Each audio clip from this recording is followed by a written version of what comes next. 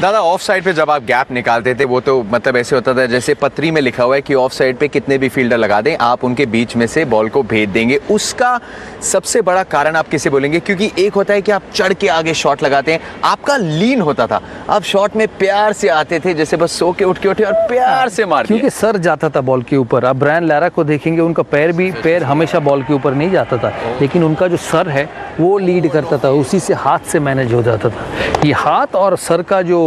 Coordination है वो बहुत ज़रूरी है बैटिंग में। तो एक बार अगर आप पोजीशन में आएंगे, जितने हमारे युवा दर्शक देख रहे हैं उन्हें हम दिखाएं, यूजुअली जब ड्राइव होती है इधर आप मीट करते हैं जाता है, आपकी सिर के साथ में लाइन इस लाइन पे मीट करता था, इसी वजह से ये जो पूरा एरिया है आराम से गैप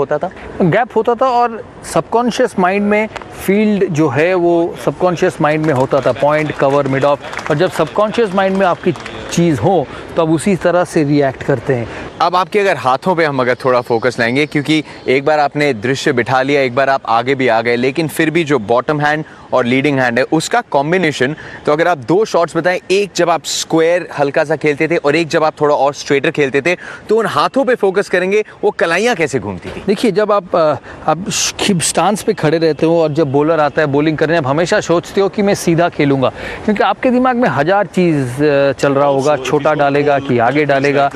आउट स्विंग डालेगा कि इन स्विंग डालेगा। आप इतनी चीज़ सोच के बैटिंग नहीं कर सकते। आप जब स्टांस पे खड़े होते हो और जब बॉलर अपनी गेंदबाजी शुरू करते हैं, आप यही सोचते हो कि सामने के बॉल के लिए तैयार रहना, क्योंकि सामने के लिए बॉल के लिए तैयार रहोगे तो आपकी बॉडी वेट सामने की तरफ जाएगी, जो बैटिंग के लिए बहुत इंपॉर्टेंट है। क्योंकि अगर आपका बॉडी वेट ऐसा होता चला गया तो फिर आपके शॉट्स बंद हो जाएंगे, आप सामने भी नहीं जा पाएंगे, छोटा बॉल भी आप नीचे बैठ नहीं पाएंगे, क्योंकि आपका सारा वेट पीछे के पैर में होगा। वेट होना चाहिए सामने के पैर में, और ये जो बैक फुट है ये फ्री होना चाहिए हिलने के लिए। अगर इस पे सब वेट डाल दोगे तो ना ये आगे जाएगा ना ये पीछे जाएगा, तो आपको इसको फ्री रखना है बैटिंग में, इसीलिए वेट आगे। और एक चीज़ सोचना कि सीधा खेलूंगा,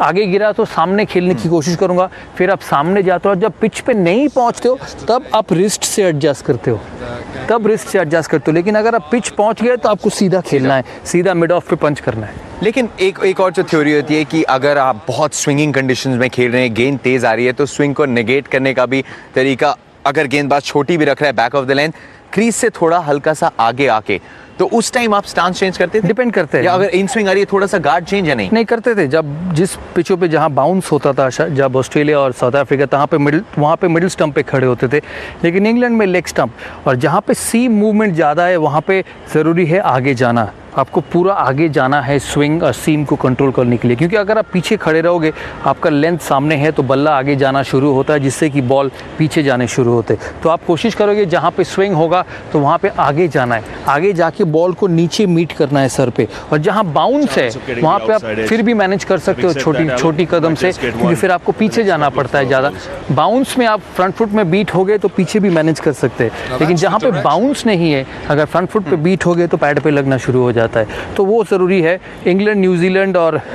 इन दोनों जगह आपको आगे जाना ज़रूरी है। ऑस्ट्रेलिया, साउथ अफ्रीका आपको बैक फुट में कवर करना है, क्योंकि वहाँ पे बॉलर्स होते हैं, hit the deck bowlers, back of a length डालते हैं, तेज़ कैरी और बाउंस होता है, तो आपको कवर करना है, बॉल के पीछे जाना है, ये फेस खोलना नहीं है, फिर यहीं से लग के पीछे जाएगा। मेरा अगला सवाल वही आने वाला था, दक्षिण अफ्रीका या ऑस्ट्रेलिया में खास करके अगर आप पर्थ पे खेल रहे हो या वॉन्डरर्स पे खेल रहे हो, जहाँ उछाल काफ़ी है, और जो जिन गेंदबाजों के खिलाफ आपने खेला, चाहे एलन डोनाल्ड हो या फिर ग्लेन मैकग्रा हो, वो आपको डालते रहेंगे वहीं उसी टाइम पे, तो स्लिप्स, गली, इनको एकदम नेगेट कैसे करें कि ये प्ले में आए ही ना? देखिए, बाउंसी और पेसी पिचेस में जो शॉट आपको